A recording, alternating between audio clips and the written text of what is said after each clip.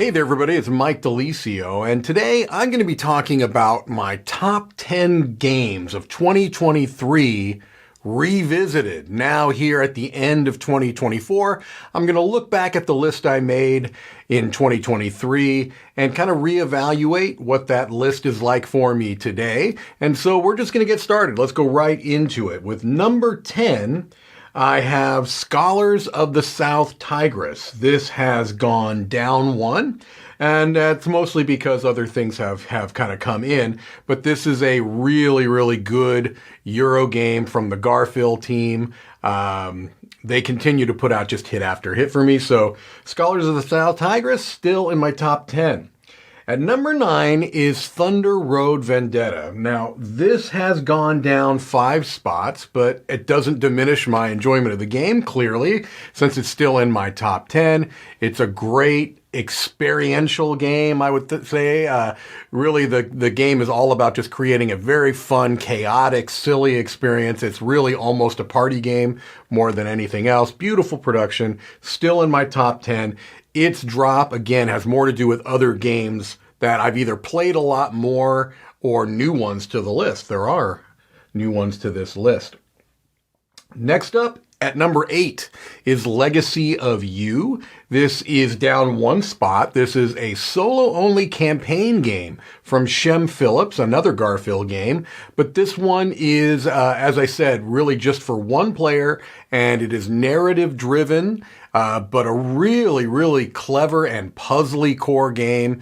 Playing cards, dealing with a couple of different calamities that are happening. You're trying to stop a flood from happening. You're trying to stop incoming barbarian forces. Just a really great solo experience.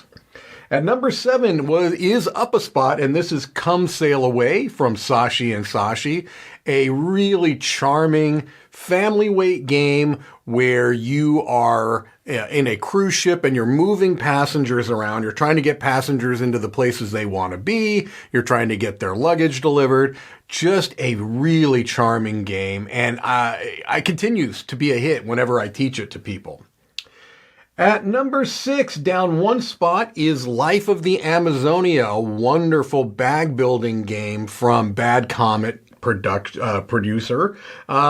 Just a lovely, lovely game where, as I said, you are bag building, you are gaining resources, you're going to be using those resources to get points, essentially. But this is a game that really is...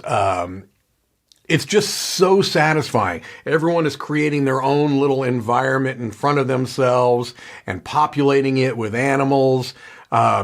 Just a really, really unique and clever game. One that has become very popular with the people I've taught it to. At number 5 is a new game on the list. And I'm trying to think of why I left it off the 2023 list, and I think I know why. So number 5 is Zoo Vadis. And my guess is that I left it off my list because it's a re-implementation of an older game called Quo Vadis. Well, really, this game is completely different. In most ways, the changes that were made so fundamentally changed the experience of the game that I really feel like this should stand alone. I have played it so many times in 2024 that it's in my list now. It's in the number 5 spot. Number 4 is the other new game on this list, and this one was off my 2023 list because I had only played it once towards the end of the year. I have since gotten it in my own collection, and I've played it a lot more, and that is Terrorscape. This is a fantastic, relatively short one versus many game where one person is playing a killer and everyone else is playing people who are trying to escape the killer. A big, lavish production with 3D elements, but really what it's about is that core gameplay, which is so satisfying. At number 3, down a spot, is Earth. Fantastic, still a fantastic game. To me, one of the clearly standout games from 2023, where you are playing out cards into an ecosystem and you're trying to gain points based upon the types of cards you're playing out, and you're getting soil and sprouts and growing things on these different cards. Very satisfying, relatively quick, snappy game. I like Earth quite a bit. Number 2 is up one space, and this is Ostia, a mid-weight, mid-plus weight Euro game that uses a rondelle mechanism to drive forward the tracks that you are going to be sailing upon these tracks, and you're trying to get to the end ports, and you're trying to do it more efficiently than the other players.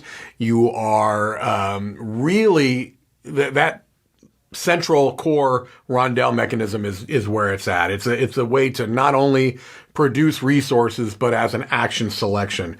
Brilliant game. Ostia, number 2. My number 1 game did not change. It stayed in the number 1 spot, and this is Ice, the game that I think is the most unique game on the list, and the one that has really still kind of enchanted me.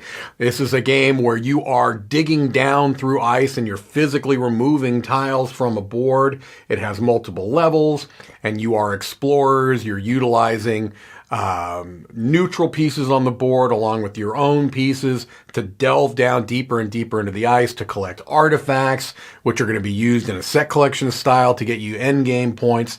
I really love this game. I love the look. I love the aesthetic. I love the components. I love the theme, and I love the gameplay. That's why it's still my number 1 game of 2024, and that is Ice.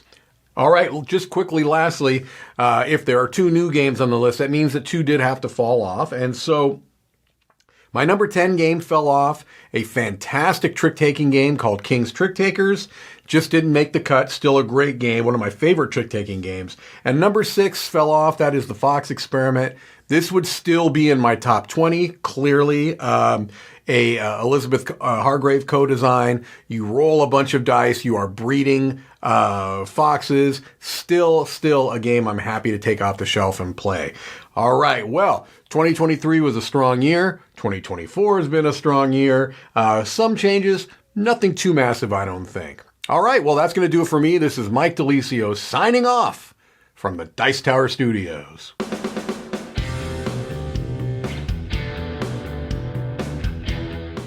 Hey everybody, thanks for watching this video. If you like this review or whatever you just watched, wasn't it amazing? Check out our channel, Dice Tower. We have all kinds of things. We review games, we do top 10s, we play games live. It's all about board games, but especially the people who play them. Check out Dice Tower YouTube channel.